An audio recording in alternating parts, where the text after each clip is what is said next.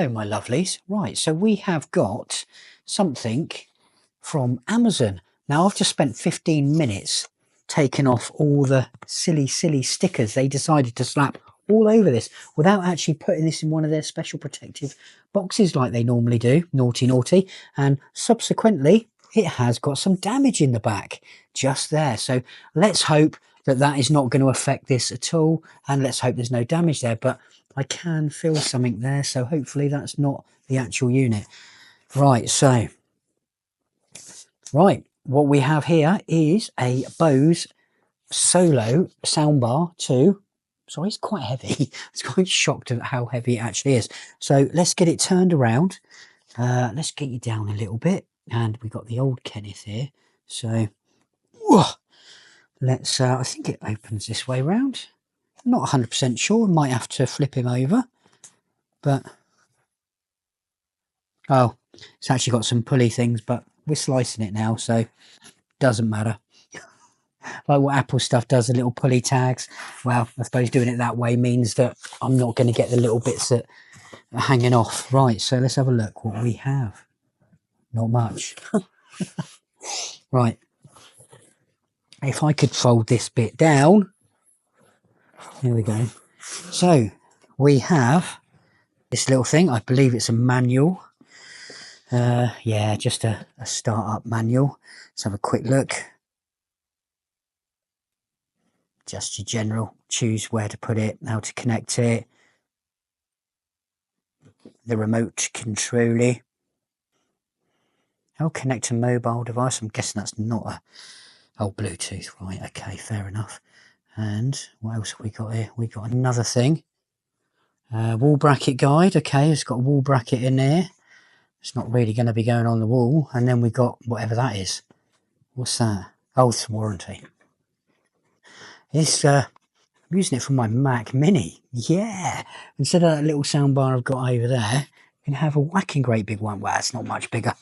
Not much bigger at all. So let's take this bit out. Tell you what, let's flap that down for a minute and see what we have in here. So is this the bit that's taken the damage from the outer box? No. That's fine. Okay, interesting way of undoing this one. Just little tags, but it's pretty good because it's all cardboard, so it's all good. So in here we have some lovely wall mounting screws. They're pretty damn big. And some little ones. Okay. We also have the power brick. Yeah, cool. Looks like it's got a decent amount of cable on it.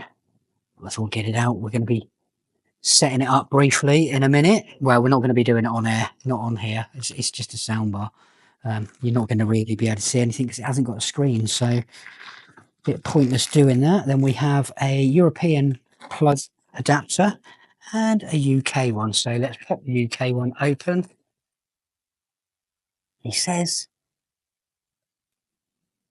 I suppose that's the one we're going to use. Where did I put the power brick? Power brick's there. Let's pop him up there. Let's pop him up there. And then we have, that'd be the wall mount. Oh, let's have a look. Let's have a look.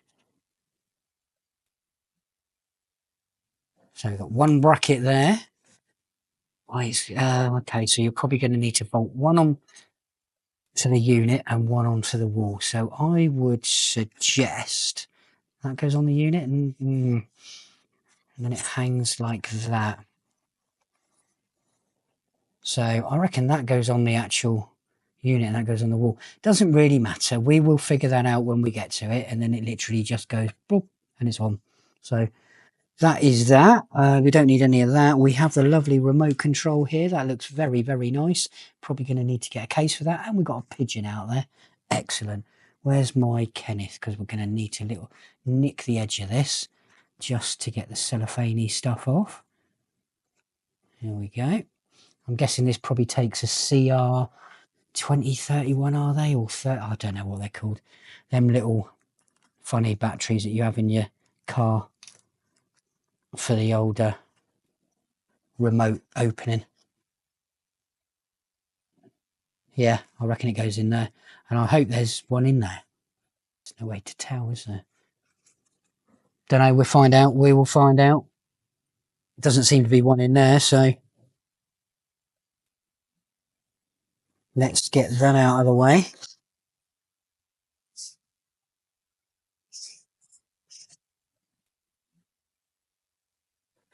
Over there we go.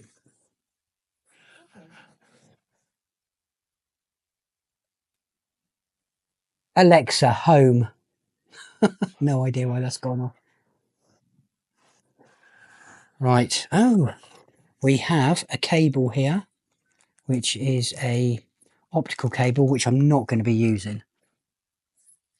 And then we have the actual unit, and I don't think there's any damage that's been done here, even though the hole does come right through the box.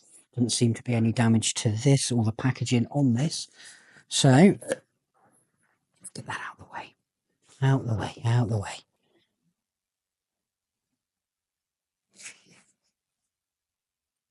Right, sorry. We had to pause. So, here is the unit. Looks pretty good. Excellent. Absolutely amazing. So, there we go. So, we'll try and see what we've got here. Looks like we've got some... No, I don't know. We've got some mid-range there. Looks like there's only a couple of speakers in here. Maybe there's some on the edge. I don't know. It doesn't matter.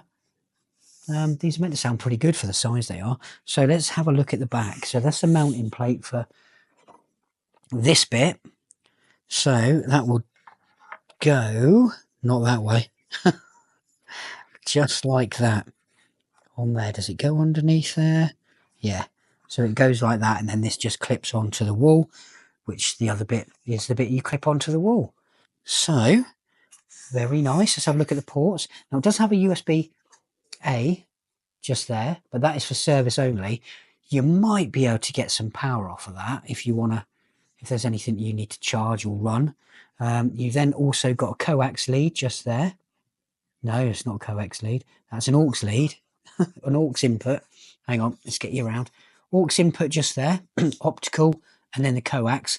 And then the next one just there, can we see in the light, is your power. So you just plug your power into there, and pretty decent weight on that. That's pretty good. I'm quite happy to have that. Yeah, it's really, really cool. So you know what to do, people. You know what to do. Thanks for watching.